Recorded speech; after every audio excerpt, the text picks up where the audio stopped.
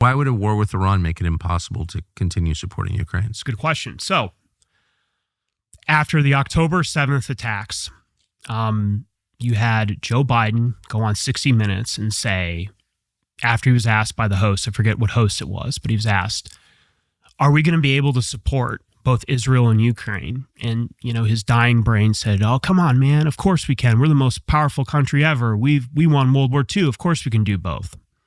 And a week later, the United States was forced to redirect a shipment of artillery shells from Ukraine to Israel to support them in their fight against Hamas.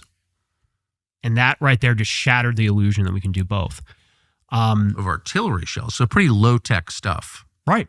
And we had about, I believe, 6-7 months prior to October 7th, when Netanyahu was out of power for a bit. I think it was Naftali Bennett was in charge. Yep.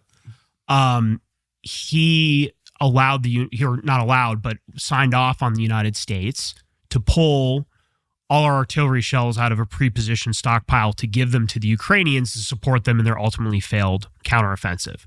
So when October 7th kicked off and they needed certain types of ammunition, the stockpile that we had staged to support Israel in times of crisis was drained, and we could not refill it because we were giving the Ukrainians more artillery shells per month than we could produce. So we were drawing down our stockpiles to very low levels.